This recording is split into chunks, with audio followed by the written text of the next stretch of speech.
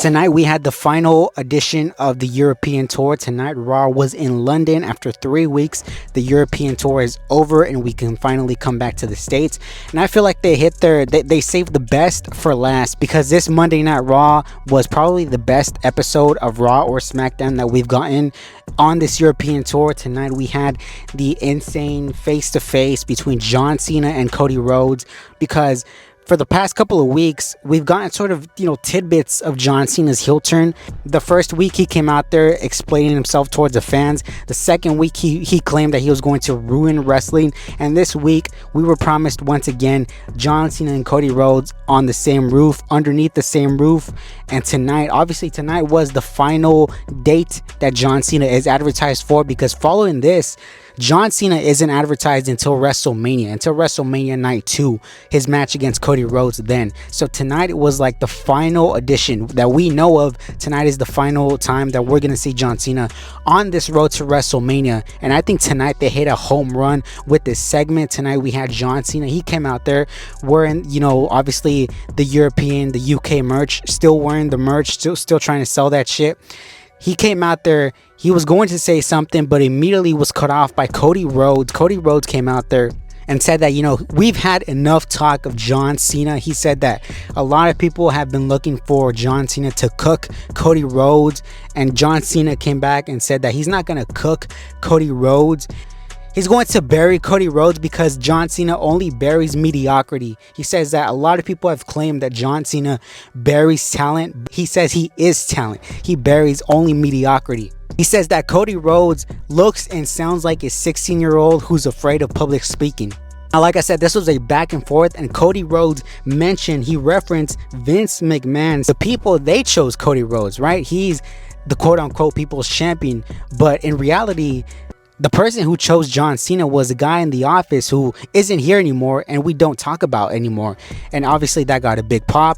Also subtly made a mention to AEW, Cody's background in AEW. He says that he makes empires for billionaires while Cody only steals money from their kids.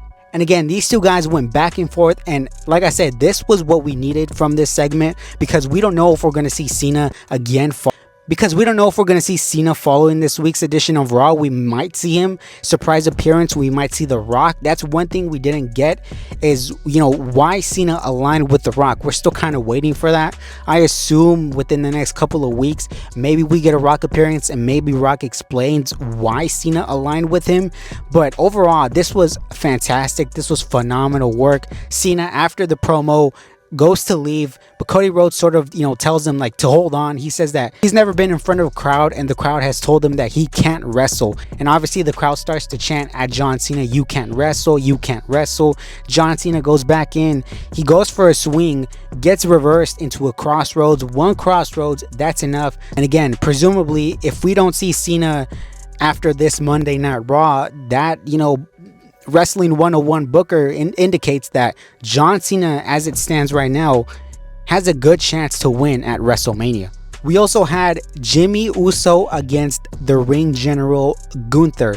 Now, last week this match was made official, and going into this match all week I've been saying that you want to get some sort of heat onto Jey Uso against Gunther, you need to go at Jimmy and you need to destroy Jimmy Uso. Hit Jey Uso where it really hurts him, because so far, prior to this match, this build really lackluster. There's nothing inspiring about this build. But tonight we got this match, Jimmy Uso against Gunther. The match really wasn't anything special. It was a typical Jimmy Uso, typical Gunther match, I guess you could call it. And afterwards, Gunther picked up the win, and afterwards they kind of cut to commercial with Jey Uso coming out and making the save. And afterwards I was really disappointed, because I figured, man, we should have got something where Gunther comes out there, destroys Jimmy Uso, and after we come back from break, Gunther is taking out Jey Uso, Jimmy Uso. Gunther grabs Jey Uso, he sort of zip ties him onto the ring ropes and forces him to watch him beat the merciful hell out of Jimmy Uso. He beats him up so bad he starts to bloody up. You can see the crimson mask. You can see Gunther smiling. This gave me like Brock Lesnar vibes, where he's licking the blood off of Jimmy Uso onto himself. And it's really like Jey is obviously he's helpless, right? He can't do anything about this. He's only forced there to watch. That's all he can do at this point in time.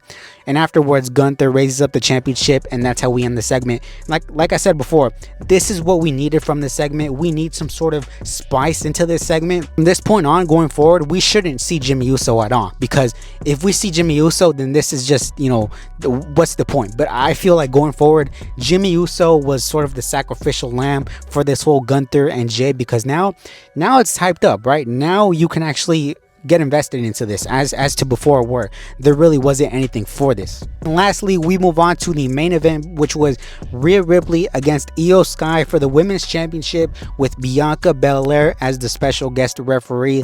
So obviously, going into this match, you know that we weren't going to get a clear winner with this match, and of course Bianca Belair gets involved. She ends up calling for the bell disqualification, and Io Sky wins by disqualification. Afterwards, Rhea goes insane, attacks both Io and Bianca, and leaves off sort of in this predicament of, like, now supposed match is Io against Bianca for the women's championship.